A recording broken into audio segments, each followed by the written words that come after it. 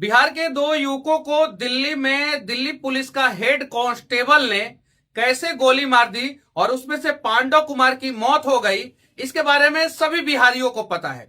लेकिन बिहारी ना हिंदू होते हैं ना मुसलमान होते हैं, यह सिस्टम ने साबित कर दिया। मैं ऐसा क्यों कह रहा हूं, इस वीडियो में आप लोगों को विस्तार से बताऊंगा। आगे बढ़ने से पहले मैं आप लोगों से कहना चाहता हूं कि इस वीडियो को ज्यादा से ज्यादा शेयर कीजिए और सरकार तथा सिस्टम तक पहुंचा दीजिए। पांडव कुमार जो दिल्ली में रह के डिलीवरी बॉय का काम करते थे, रात में बर्थडे पार्टी मनाने के बाद वो अपने घर वापस जा रहे थे। तब तक किसी बात पे कहासुनी हो जाती है और दिल्ली पुलिस का स्पेशल सेल में काम करने वाला एक हेड कांस्टेबल आता है और पॉइंट ब्लैंक से उन्हें गोली मार देता है। पांडव कुमार की वहीं पे मौत हो जाती है। 21 साल के वो हैं और पीछे जो कृष्णा कुमार बैठे रहते हैं वो भी घायल हो जाते हैं और उनका अस्पताल में इलाज चल रहा है। यहां तक तो आप लोगों को पता है। उसके बाद से विपक्ष के बहुत सारे लोगों ने आवाज उठाया, बहुत सारे लोगों ने कटाक्ष किया और सत्ताधारी पार्टी ने 8 लाख रुपया का मुआवजा का घोषणा किया। यह भी बात आप लोगों को पता है। अब चलिए 3 एग्जाम्पल मैं आप लोगों को दे रहा हूं। देश का चर्चित इसी प्रकार का घटना हुआ। एक अखलाक अंसारी का 2015 में यूपी में घटना हुआ था और उस घटना के बाद अखलाक अंसारी के परिवार वालों को 30 लाख रुपया मुआवजा उनके पत्नी को दिया गया और अखलाक 3 भाई थे तो हर एक भाई को 5-5 लाख रुपया का मुआवजा दिया गया।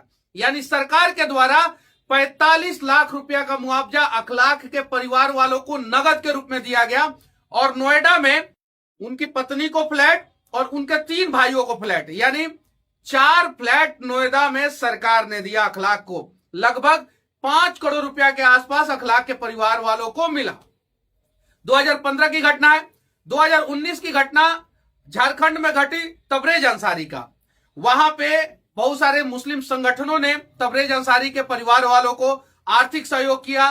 झारखंड गवर्नमेंट ने भी आर्थिक सहयोग किया। अब ये तो 2 मुस्लिम थे और मुस्लिम लोगों ने सहयोग किया तथा गवर्नमेंट ने सहयोग किया। अब आते हैं कन्हैयालाल।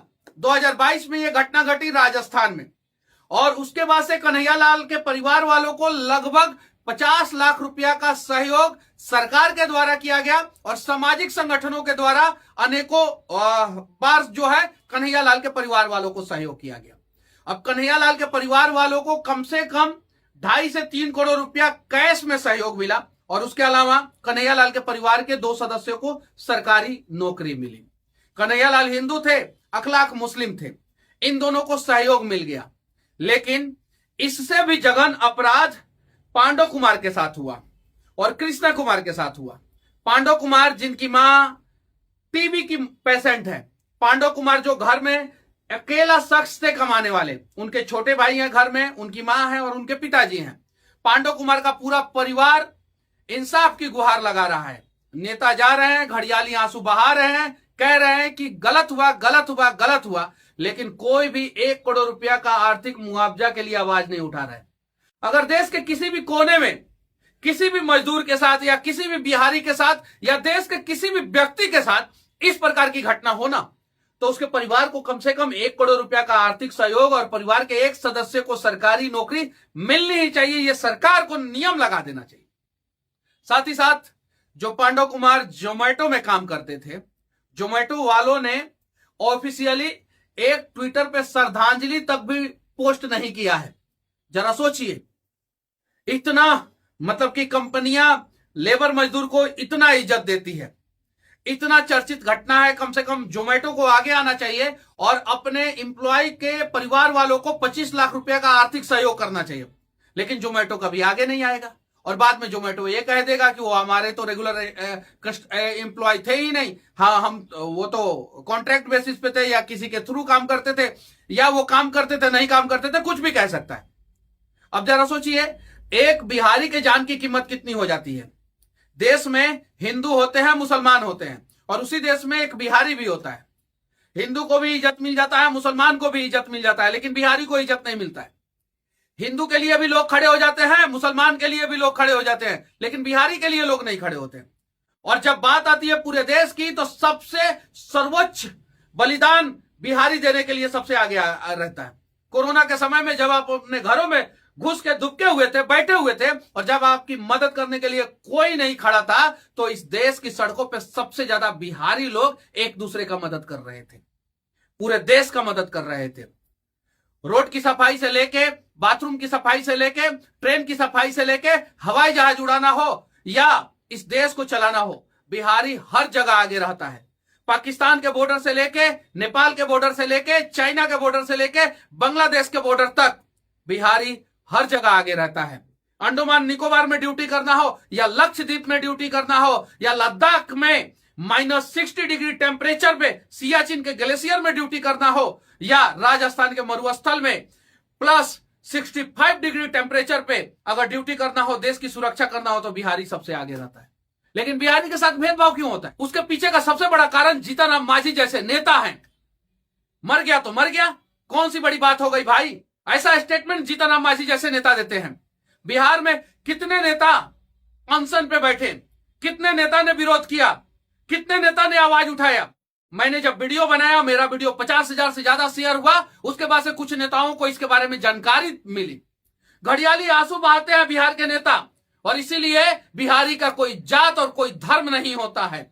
भले बिहारी बिहार में जात के लिए लड़े, लेकिन सच्चाई है कि इस देश के लोग बिहारी को सिर्फ बिहारी मानते हैं, उसे ना हिंदू मानते हैं, ना मुसलमान मानते हैं, ना क्षत्रिय मानते हैं, ना पासवान मानते हैं, ना ब्राह्मण मानते हैं, और ना ही माझी मानते हैं, ना ही कुर्मी मानते हैं, और ना ही यादव मानते हैं। उसे सिर्फ और सिर्फ बिहारी मानते हैं, बिहार से बाहर। और बिहार के अंदर बिहारी जात के नाम पे एक दूसरे से लड़ता है। अभी तक तो पांडव कुमार के जात भी नहीं पता चला है, इसीलिए जातीय संगठन पांडव कुमार के मदद के लिए आगे नहीं आया है।